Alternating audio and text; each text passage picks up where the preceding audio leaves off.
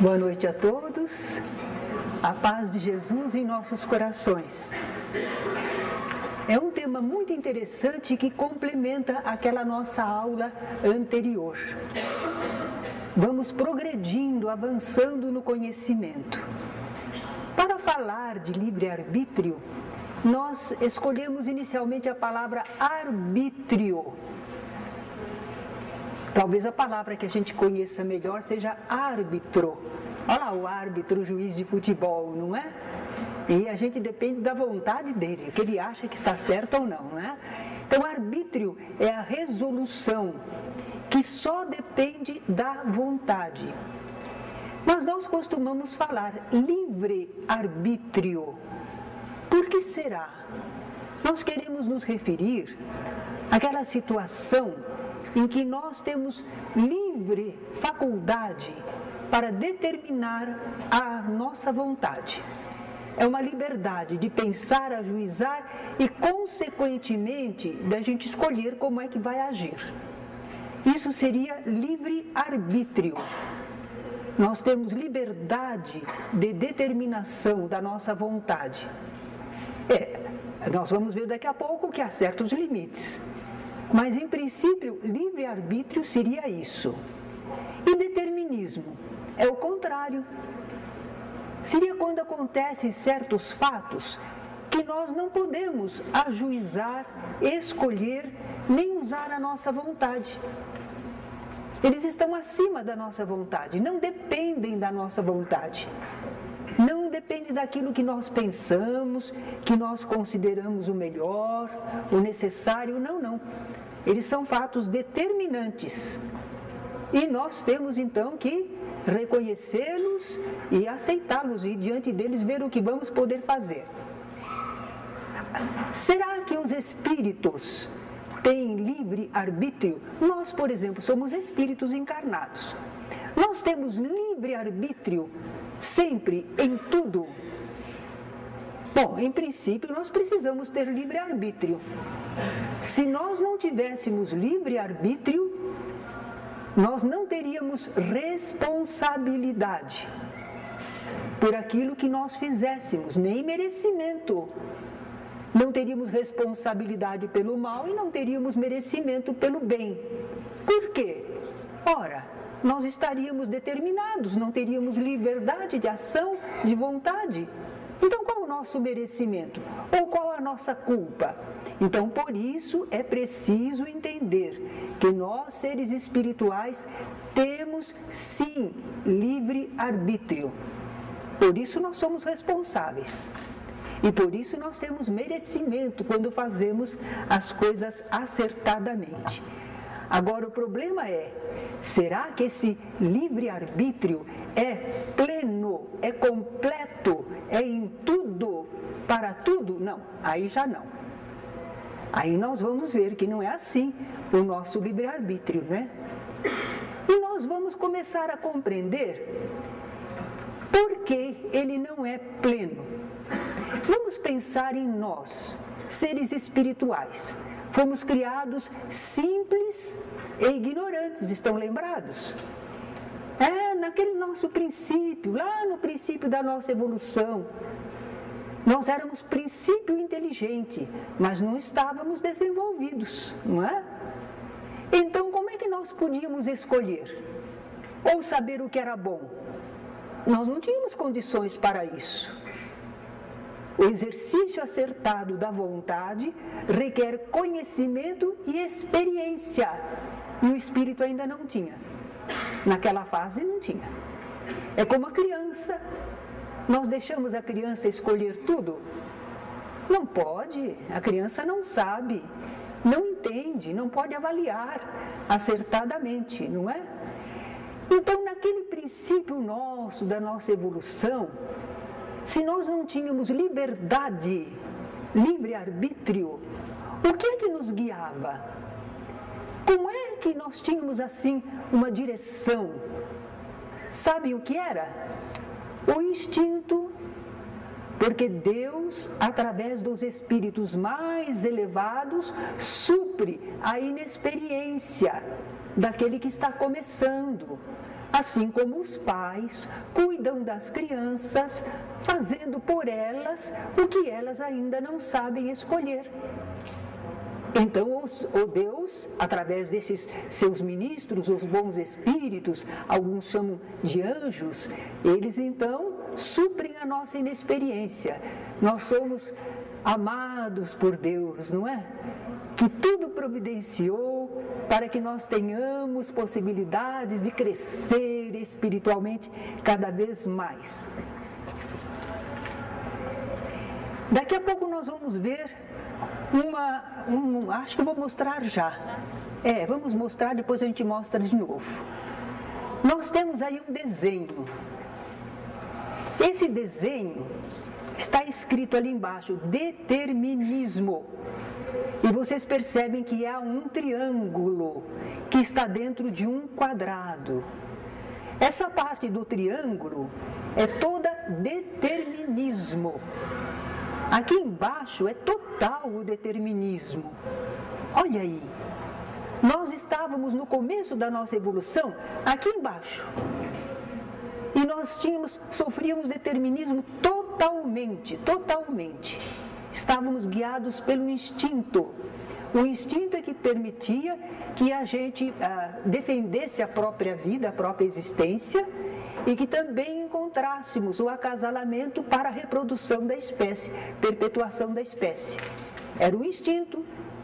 Agora, acontece que trabalhando com esse instinto, que foi previsto por Deus para nos conduzir nessa fase inicial, nós fomos adquirindo alguma experiência, porque nós éramos submetidos a certos atos, a certas situações, e, princípio inteligente que éramos, nós íamos aprendendo.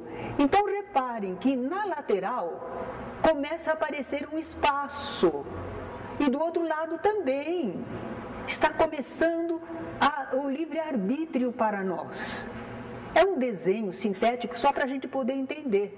Do determinismo total, nós agora temos alguma pequena experiência de um lado e de outro. Então, nós estamos começando a ter algum livre-arbítrio naquilo que nós já estamos conhecendo, experimentando, sabendo. Agora, vejamos. Eu vou voltar um pouquinho. À medida em que o espírito evolui, começa a adquirir experiência, a desenvolver suas faculdades. Uma expressão que eu gosto de dizer, nós somos semente de anjo. Nós somos da mesma natureza, dos espíritos elevados. Nós estamos em desenvolvimento. A semente de uma árvore não parece com a árvore, mas ela tem todo o potencial, o mesmo potencial para se desenvolver. Então nós somos filhos de Deus, semente de anjo. Nós temos um potencial maravilhoso.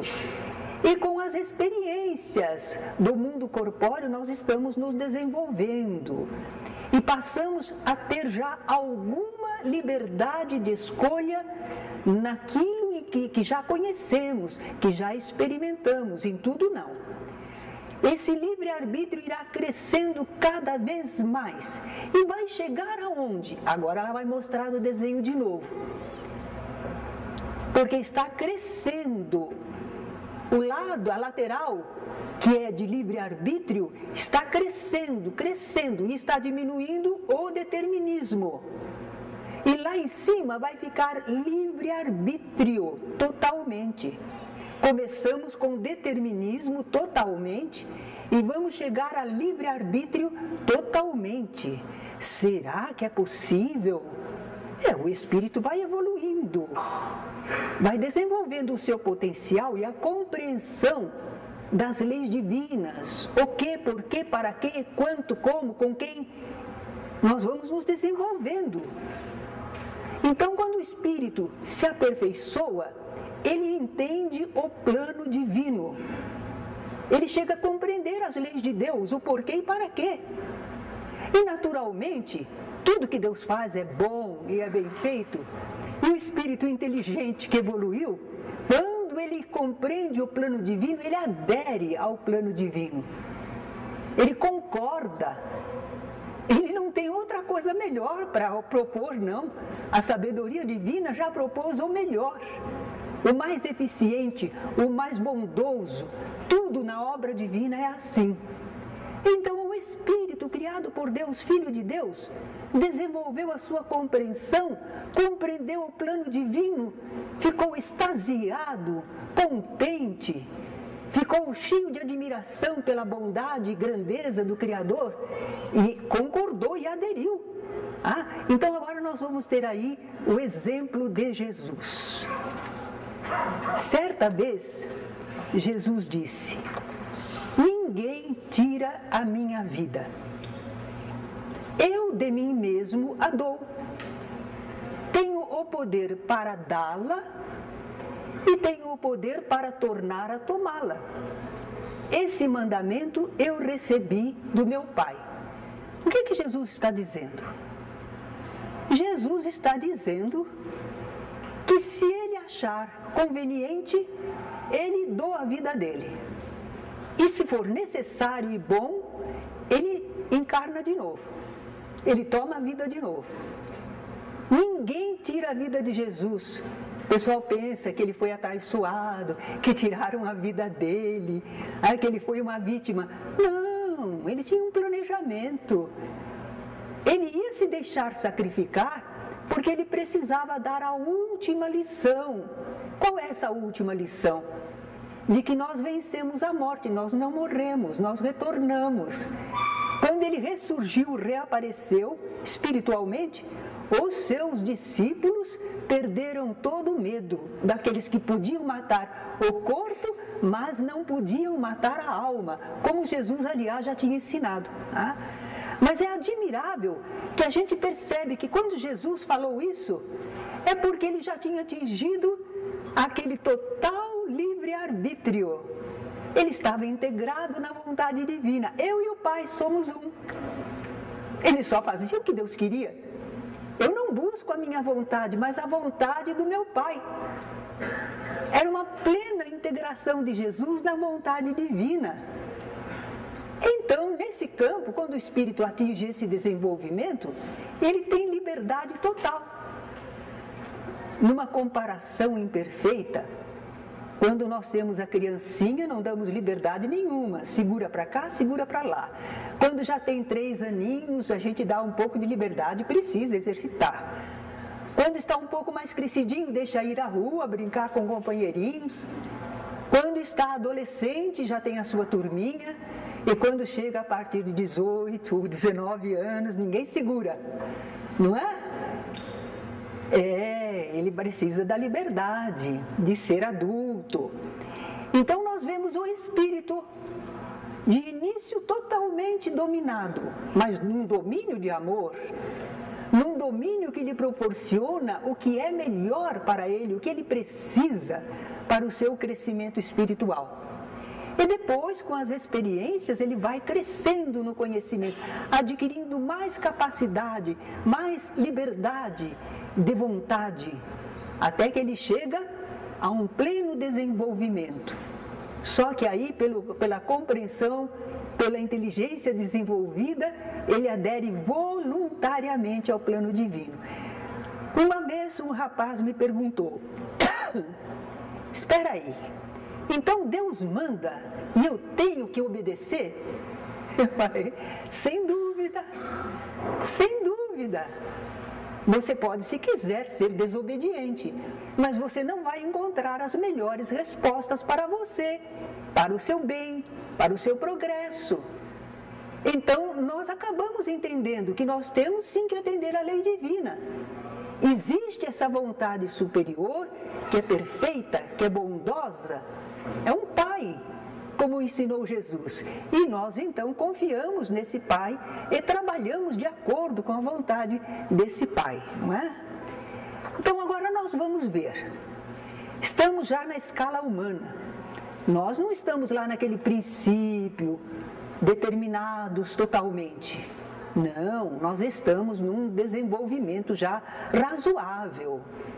Nós ainda não somos espíritos muito evoluídos, mas olhe que a espécie humana, assim, no grau em que nós estamos, levou, eu não sei bem, mas eu acredito que levou aí milênio, 2 milênios, 3 milênios, para chegarmos a esse desenvolvimento. Gente, nós fizemos a evolução anímica primeiro nas escalas inferiores, para chegar até a escala humana. Isso a gente faz numa vida só, numa encarnação só, leva muitas vidas, muitas experiências.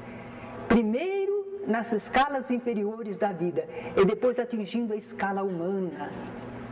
Às vezes a gente vê um ser humano, não é por causa da aparência não, mas é o todo dele, aquela inteligência tacanha, aquele egoísmo pronunciado, aquele materialismo, imediatismo. A gente diz assim, oh, esse aí é pouco evoluído, né? Porque se fosse um pouco mais evoluído, já estaria controlando o egoísmo e o imediatismo, já saberia que não é só isso, que ele tem que pensar nele espiritualmente. Então a gente nota que às vezes há algumas pessoas que talvez estejam recém saindo da escala animal. E a gente acha ruim que eles ajam de um modo meio rude, meio violento, meio agressivo, meio inconsiderado. Queremos que ajam como nós, que já temos assim uma socialização, já temos uma compreensão religiosa, espiritual, e não somos perfeitos, não estamos longe.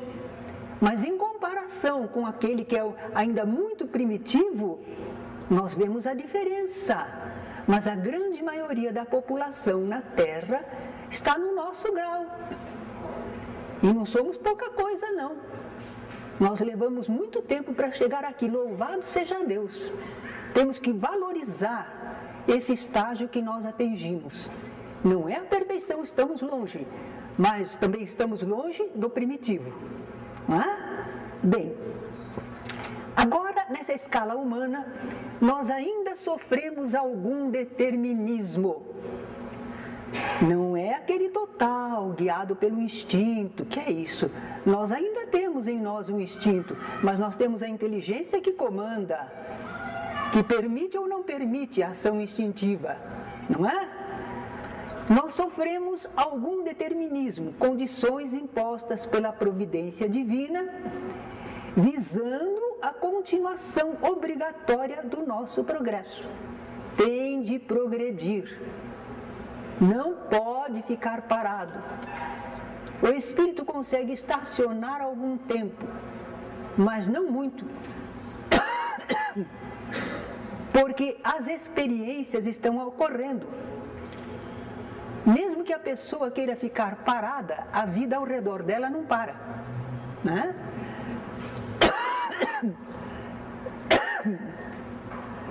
Então vejamos alguns determinismos que ainda existem em nossa vida. Encarnar, desencarnar. Jesus já disse que ele transcendia, né? Ele já podia encarnar se quisesse, desencarnar se quisesse. E nós? Tem muito espírito que diz, não quero ir, não quero voltar à Terra, e vem. Porque já passou o tempo certo dele estar no plano espiritual, de recapitular o que já fez, de programar a sua vivência de novo aqui na Terra. É verdade que às vezes as pessoas praticam o suicídio. Elas estão usando a sua liberdade para cortar a própria vida.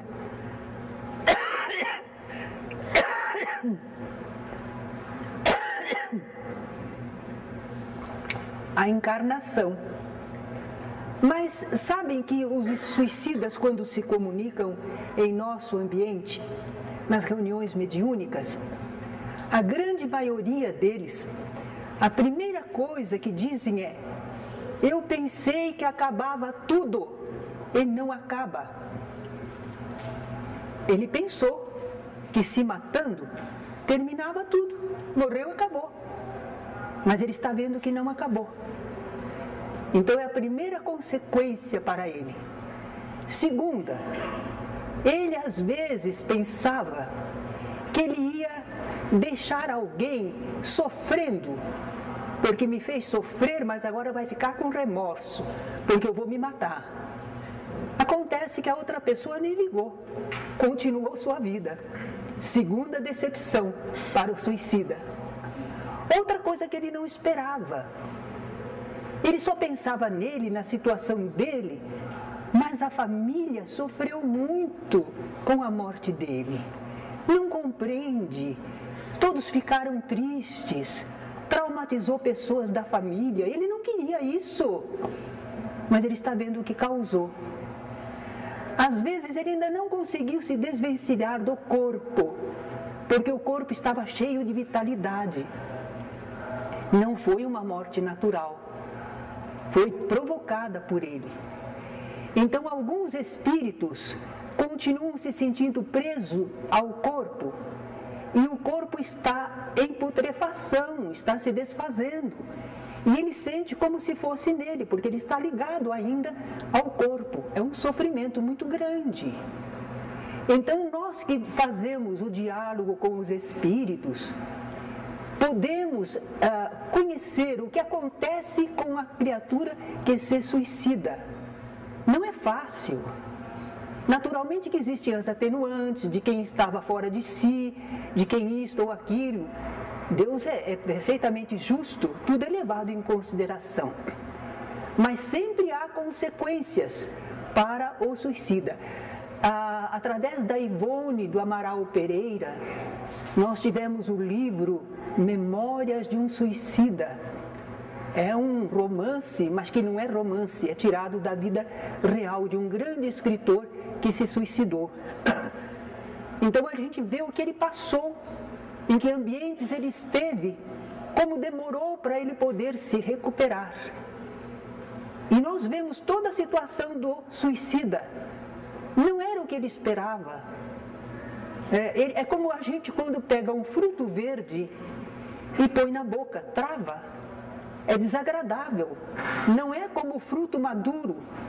Quando nós vamos para uma morte natural, ela pode ser difícil, o tratamento prolongado, mas quando chega o instante final, é como fruto maduro que se desprende da árvore. Não há problema nenhum, mas nós às vezes provocamos a situação, não é? Então, encarnar ou desencarnar são determinações ainda em nossa vida.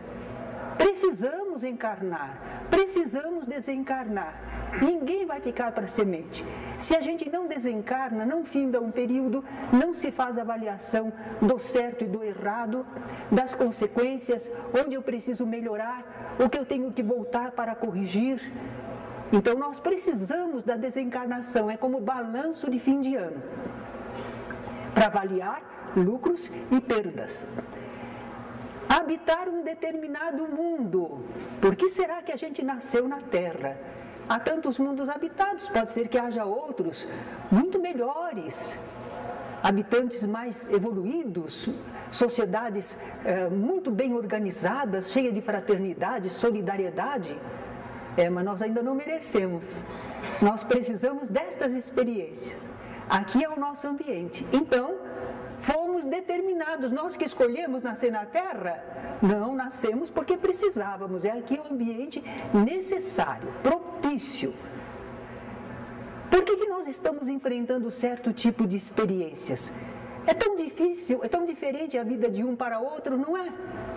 Há pessoas que passam por determinadas experiências repetidamente, problemas na família, isto, aquilo, outro. Outro passa mais por questões de saúde, questões de traição, uma série de coisas. E nós notamos que há uma média de experiências que quase todo mundo tem. Mas existem algumas experiências que são mais próprias da vida desta pessoa ou daquela outra pessoa. Nós notamos isso. E por que as experiências são diferentes?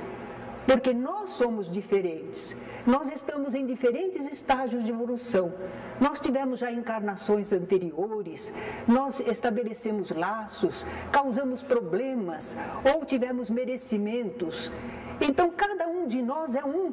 A nossa vida não é igualzinha à do outro. Na média geral, sim, nós temos as mesmas necessidades básicas, inclusive para evoluir. Entretanto, particularmente, cada um de nós precisa de determinadas experiências. Não está acontecendo por acaso, não. Ou elas foram programadas para nós, ou nós as provocamos. E nós temos que enfrentar e precisamos dessas experiências, não é? Nós estamos sujeitos à lei de causa e efeito. É uma lei divina. E nós não conseguimos transcendê-la.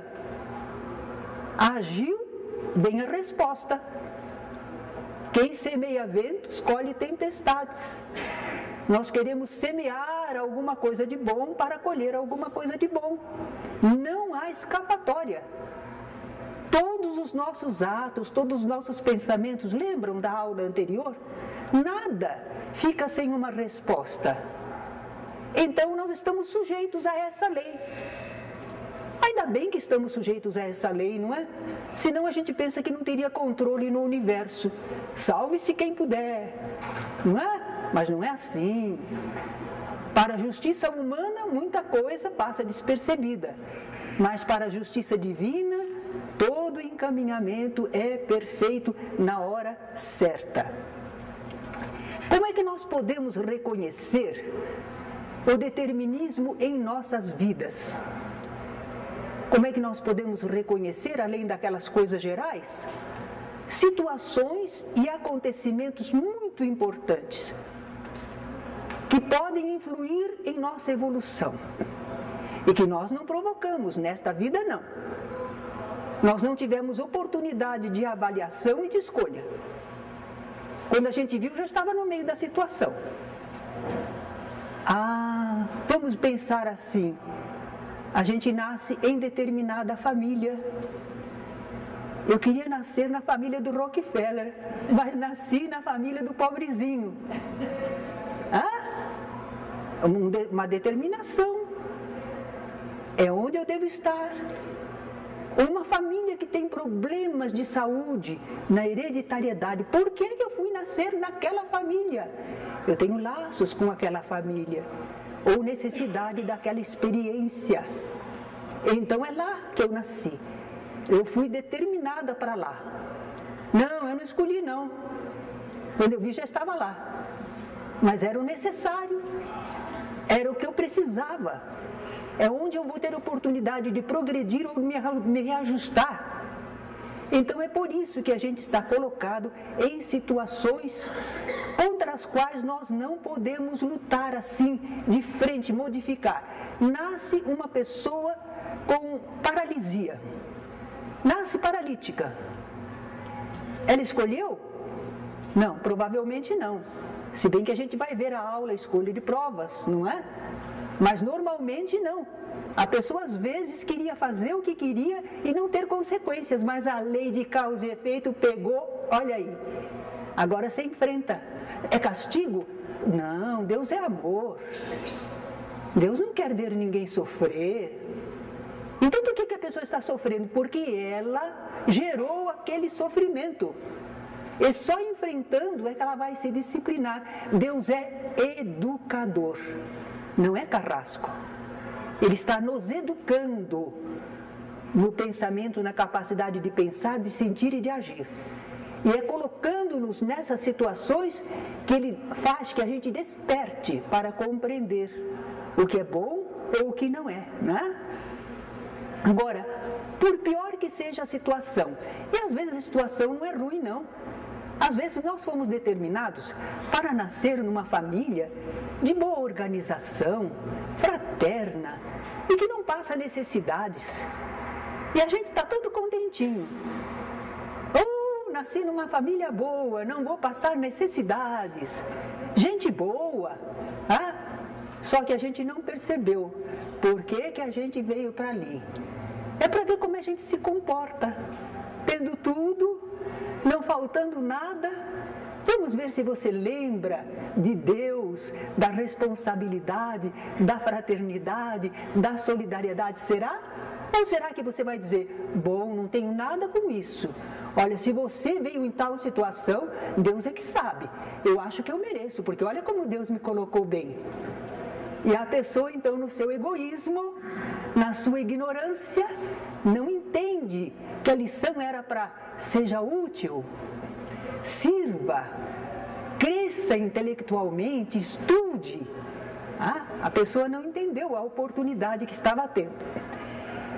Mas em qualquer situação, seja uma situação boa, seja uma situação difícil, sofredora, como quer que seja, nós sempre teremos liberdade para escolher como enfrentar e reagir aos acontecimentos.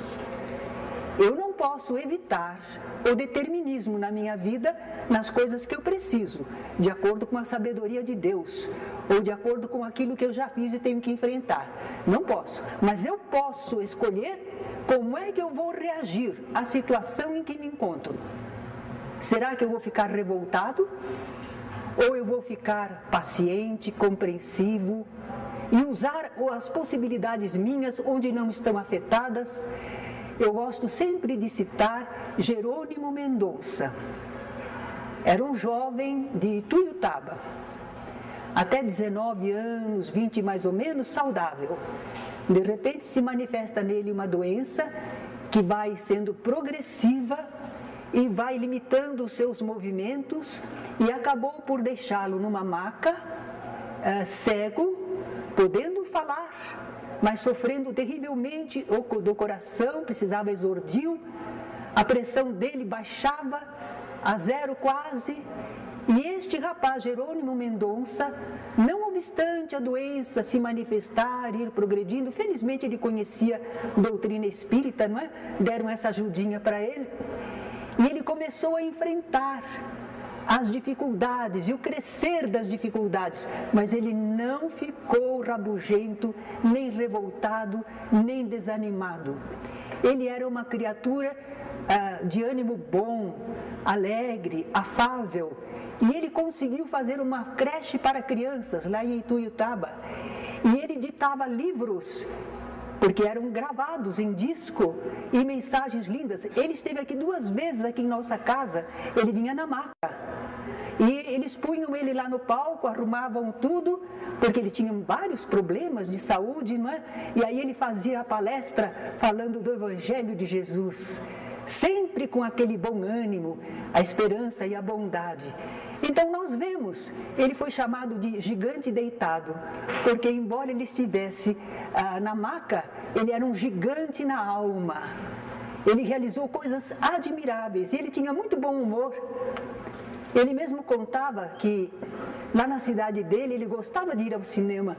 Então levavam ele na cadeira de rodas, depois na maca, mas ele ia e punham ele no corredor. Em uma ocasião, uma jovem queria passar e ele estava atrapalhando. Ela reclamou e acabou dizendo: também esse aleijado está sempre aqui. Ele disse: minha filha, você também não para em casa?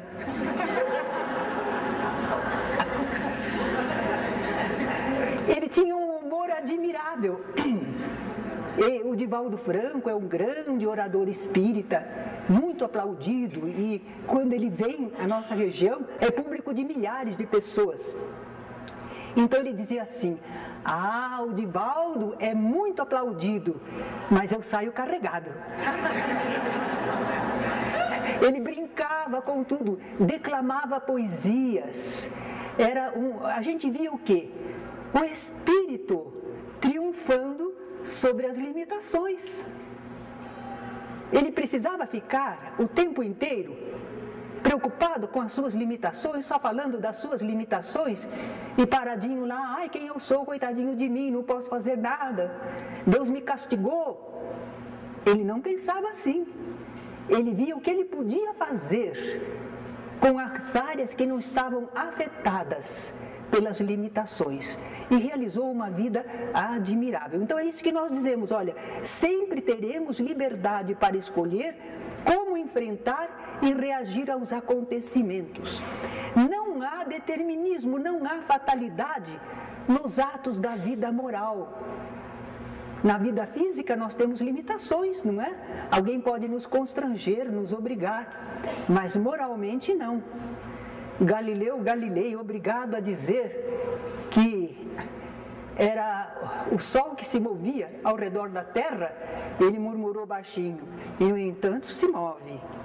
Quer dizer, ninguém podia mudar ele, o que ele entendia, o que ele sentia. Constrangiam por fora, não é?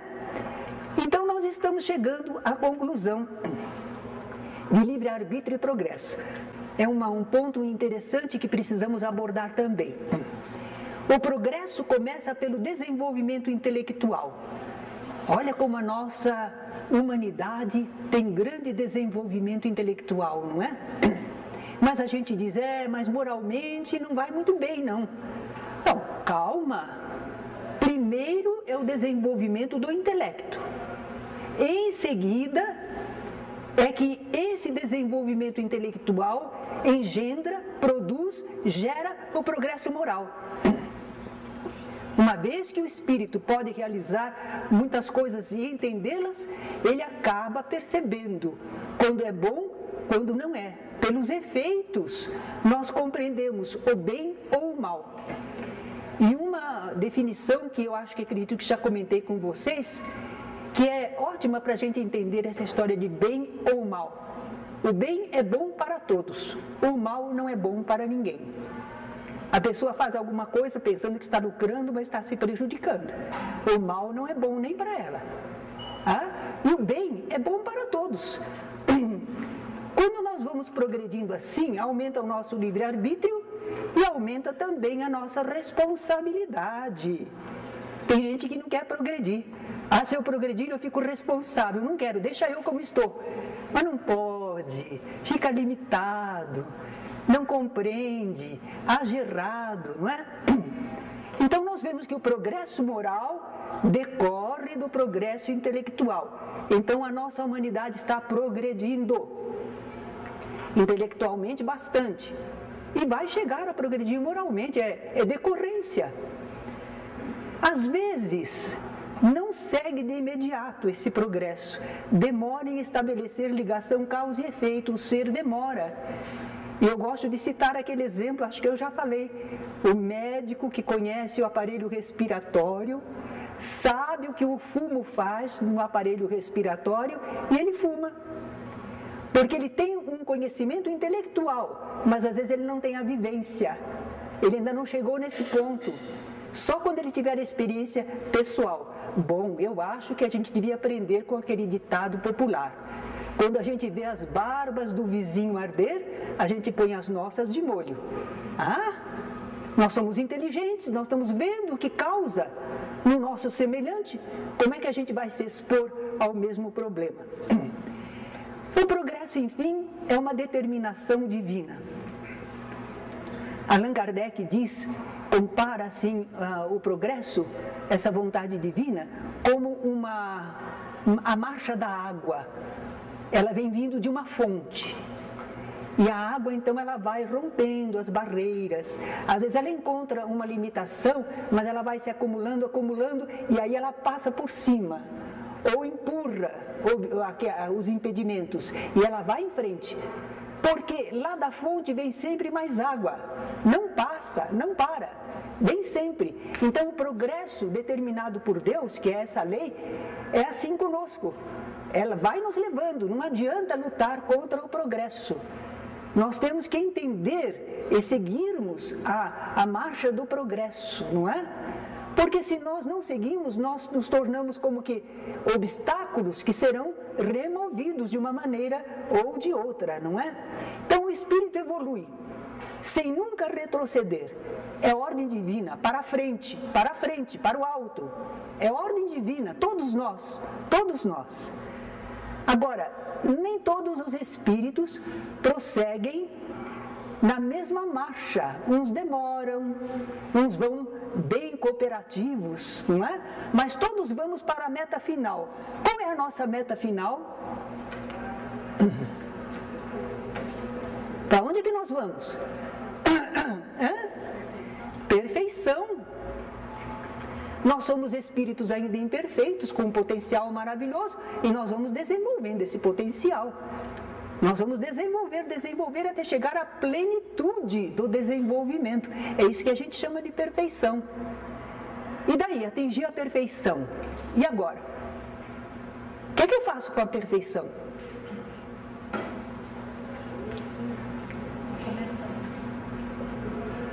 Nós fomos criados para a perfeição e a felicidade. Se eu tenho um desenvolvimento pleno da inteligência, da minha capacidade, eu sei o que fazer, quando fazer, como fazer, para quem fazer, quando fazer, eu sei. E se eu sei e posso, eu vou fazer sempre aquelas coisas boas que dão aquele retorno admirável. Então eu vivo nas boas obras que eu realizo, nos bons efeitos que eu provoco. Pronto! Felicidade. Felicidade é isso. Você ser capaz de agir com acerto, em qualquer situação, com qualquer pessoa, sempre. E você não provoca efeitos desagradáveis, você só provoca efeitos bons. É aí para isso que nós estamos marchando. A meta final é a perfeição e a felicidade. No Dolmen, naquele monumento do túmulo de Allan Kardec, escreveram uma frase que alguns diziam que foi ele que escreveu. Não, não foi ele, mas reproduz todo o pensamento da doutrina espírita. Nascer, morrer, renascer ainda e progredir sempre, tal é a lei. Essa é a lei divina, não é? Nós nascemos na vida corpórea, nós um dia morremos, é determinação, mas progredimos sempre, tal é a lei. Nós renascemos e progredimos. Nós temos aqui uma página que é do Charles Chaplin. Eu achei que cai bem para a aula de hoje. Diz ele: tudo depende só de mim. Hoje levantei cedo, pensando no que tenho a fazer, antes que o relógio marque meia-noite. É minha função escolher que tipo de dia vou ter hoje. Posso reclamar porque está chovendo, ou agradecer às águas por lavarem poluição. Posso ficar triste por não ter dinheiro, ou me sentir encorajado para administrar minhas finanças, evitando o desperdício. Posso reclamar sobre minha saúde ou dar graças por estar vivo. Posso me queixar dos meus pais por não terem me dado tudo o que eu queria, ou posso ser grato por ter nascido. Posso reclamar por ter que ir trabalhar, ou agradecer por ter trabalho. Posso sentir tédio com as tarefas da casa, ou agradecer a Deus por ter um teto para morar. Posso lamentar decepções com amigos ou me entusiasmar com a possibilidade de fazer novas amizades. Se as coisas não saíram como planejei, posso ficar feliz por ter hoje para recomeçar.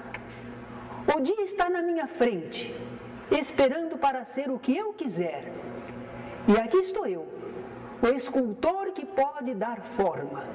Tudo depende só de mim. Vamos com essa coragem, não é? Com esse entendimento, começarmos a moldar os nossos dias para melhor. A doutrina espírita contribui com tanto esclarecimento. E a inspiração de alguém traz isso de uma forma bem singela para nos convidar à coragem e à alegria de viver. Obrigada.